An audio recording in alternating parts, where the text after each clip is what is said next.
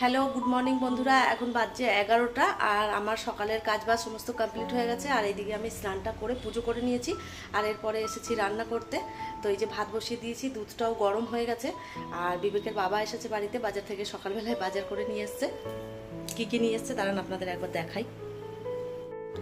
এই যে এখানে নিয়ে এসছে কাতলা মাছ, আর এখানে রয়েছে এই যে চিংড়ি মাছ, আর এইদিকে রয়েছে সবজি। খালি ভেন্ডিটা বের করেছি, বাকি সমস্ত ব্যাগের ভেতরে রয়েছে, কিছু বার করা হয়নি। তো এগুলো সব এখন গোছাবো আর তারপরে আর কি রান্নাটা করব। তো তার আগে মাছটা একটুখানি ধুয়ে নিই। স্নান করে মাছ ধুতে ভীষণই বিরক্তি লাগে, তবে কিছু করার নেই, কেননা স্নান করে আমি পুজোটা দিলাম, নাহলে অনেকটা দেরি হয়ে যেত। আর এরপরে এই যে মাছটা পরিষ্কার করে নিয়ে তারপরে আর কি রান্নাটা বসাবো। তো চলুন তাহলে মাছটা একটু পরিষ্কার করে নিই, তারপরে আবার আসছি। ওইদিকে ভালো করে মাছটা ধুয়ে নিয়েছি, আর এরপরে এই যে সবজিগুলো একটুখানি গুছিয়ে নিচ্ছি। সমস্ত সবজি একসাথে মিলিয়ে নিয়ে এসেছে, তো ওই জন্য সবজিগুলোকে একটুখানি আলাদা করে রাখছি। এইভাবে রাখলে সুবিধে হবে, আর একসাথে যদি মিশিয়ে দিই তখন দেখা যাবে সবজি নিতে বেশ অসুবিধে হয়। তো আজকে বাজার থেকে নিয়ে এসছে লাউ, পেঁপে, ভেন্ডি, তারপরে নিয়ে এসছে কুঁদরি, বেগুন। তো এই সব টুকটাক বাজার রয়েছে। আলু পেঁয়াজটা আগেই আমি ঢেলে নিয়েছি। আর নিয়ে এসছে শাক, তো শাকটাও বেছে নিলেই হয়ে যাবে।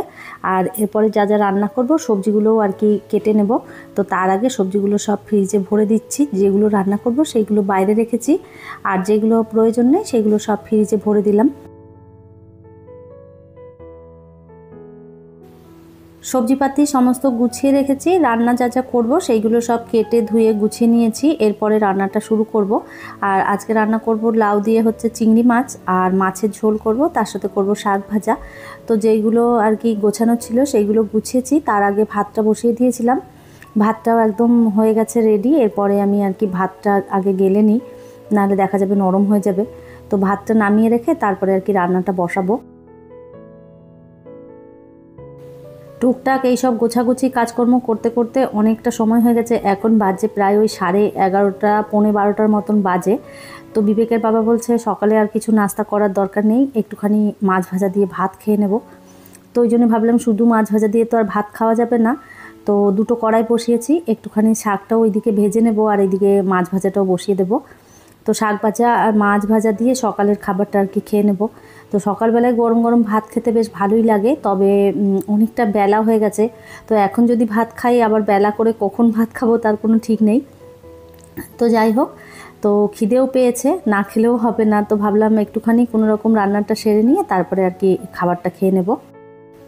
অনেক দিন পর আমি আবারও ভিডিও দিলাম, কেননা আমি গেছিলাম ঘুরতে দীঘা, মন্দারমণি, সমস্ত জায়গায় ঘুরে এসে তারপরে অনেক কাজ ছিল, কাচাকাচি ছিল, কাপড় জামা গোছানো ছিল, সেইগুলো সব জায়গা মতন রেখেছি। আর ঘুরে আসার পর এতটাই শরীর ক্লান্ত ছিল, তো সেই জন্য ভিডিও করার ইচ্ছে একদম ছিল না। শরীরটাও খুব একটা ভালো ছিল না। তো কয়েকদিন রেস্ট নিয়ে তারপরে আবারও এই যে ভিডিও শুরু করলাম। তো অনেক দিন পর ভিডিও দিচ্ছি, জানি না আপনাদের কেমন লাগবে। আর যদি ভালো লেগে যায় তাহলে কমেন্ট করে জানাবেন। কোথা থেকে ঘুরে এলে না তখন আর কাজকর্ম করতে একদম ইচ্ছে করে না, মনে হয় যেন একটুখানি রেস্ট নিলে ভালো হয়। আর কোথা থেকে ঘুরে আসার পর তো জানেন আপনারা কি অবস্থা হয়ে থাকে ঘর বাড়ির, সেইগুলো গোছানো, তারপরে আবার শরীরটা যদি ভালো না থাকে তখন দেখবেন কোনো কাজই ভালো লাগে না। তো ওই জন্য ভিডিওটা বন্ধ করে দিয়ে একটুখানি রেস্ট নিয়েছি, এখন অনেকটা সুস্থ। তো যাই হোক, এই যে আমরা সকালবেলায় খেতে বসে পড়েছি শাক ভাজা, মাছের তেল, আর তার সাথে রয়েছে মাছ ভাজা। সকালের খাবার খেয়ে নিয়েছি, আর এরপরে এই যে দুপুরে যেইটুকুনি রান্না বাকি রয়েছে সেটা আবার এই যে করে নিচ্ছি। তো লাউ চিংড়িটাই আগে বসিয়ে দিলাম, এরপরে মাছের ঝোলটা করব। তো এই যে একবার খেয়ে নিয়েছি, এরপরে আর খাওয়ার এনার্জিটা তো চলে গেছে, কেননা একবার ভাত খাওয়ার পরে তারপরে আর কখন খিদে পাবে তখন আর কি খাবো। তো যাই হোক, রান্নাটা করে রাখি, কেননা ফেলে রাখলে কাজ পড়ে থাকলে দেখবেন পড়েই থাকবে। তো ভাবলাম বেশি দেরি না করে রান্নাটা করে নিই। আর এত গরম পড়েছে আমাদের এই দিকটাতে, গরমে মনে হয় কখন আর কি রান্নাঘর থেকে বের হবো তাড়াতাড়ি করে। লাউ দিয়ে চিংড়ি মাছ রান্না করলে আমার ভীষণ একটা পছন্দের খাবার। লাউ চিংড়ি আমি ভীষণ পছন্দ করি। আপনারা কারা কারা ভালোবাসেন কমেন্ট করে জানাতে পারেন। আর এই তো প্রায় আমার রান্নাটা হয়েই এসেছে, একটুখানি ধনে পাতা দিয়ে দেবো। আর লাউয়ের তরকারিতে ধনে পাতা দিলে না বেশ ভালো লাগে। লাউয়ের তরকারি বলে কোনো কথা নেই, যে কোনো রান্নায় আমি ধনে পাতা দিলে আমার ভীষণ পছন্দ আর কি। আমি ভালোবাসি খেতে, অনেকেই আবার পছন্দ করে না, তো আমার বেশ ভালো লাগে। আর এই তো রান্না হয়ে গেছে কমপ্লিট। এইদিকে মাছের ঝোল করেছি সর্ষে পোস্ত দিয়ে, আর এইদিকে হচ্ছে লাউ চিংড়ি।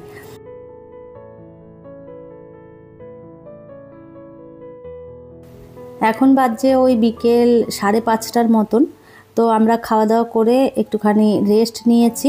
কাজের দিদি এসে বাসনপত্র সমস্ত মেজে দিয়ে গেছে। আর এরপরে আমি একটুখানি এই যে বোতলগুলোতে জল ভরে নিচ্ছি, আর সাথে সাথে রেডিও হয়ে গেছি, একটুখানি বেরোবো। বিবেকের বাবা আর কি 3 জনেই বেরিয়ে যাব। তো তার আগে ভাবলাম কয়েকটা বোতল খালি হয়ে গেছে, এইগুলো একটুখানি ভরে দিয়ে যাই। জলটা ঠান্ডা না হলে না, গরম জল এখন আর একদমই খাওয়া যায় না ঠান্ডা জল ছাড়া। তো ওই জন্য ভাবলাম জলটা ঠান্ডা হোক, ততক্ষণ আমি ভরে রেখে দিই।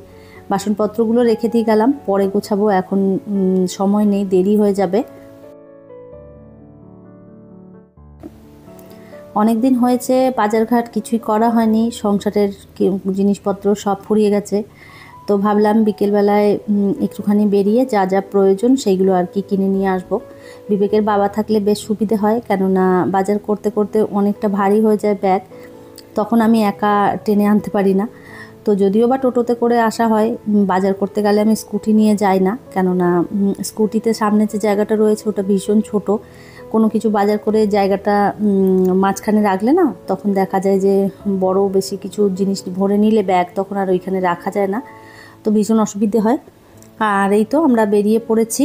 তো এখনও আলো রয়েছে, কেননা এখন তো গরমের সময়, 5:30 6টা বেজে গেলেও পুরো মনে হয় যেন দুপুর রয়েছে। আর এই তো চলে এসেছি আমরা স্মার্ট বাজারে, যা যা প্রয়োজন সমস্তটা নিয়ে যাব। এখানে সমস্ত জিনিস পাওয়া যায়, সবজি থেকে শুরু করে ফল, যা প্রয়োজন একটা জায়গাতে এলেই সমস্যা সব মিটে যায়। আদা রসুন সবই এখানে পাওয়া যায়। তো এই একটা সুবিধা, একটা জায়গায় এলে আর 5 জায়গা ঘুরতে হয় না, একটা জায়গা থেকেই সমস্তটা নিয়ে যাওয়া যায়। আর এরপরে দেখলাম কয়েকটা আমও এসেছে।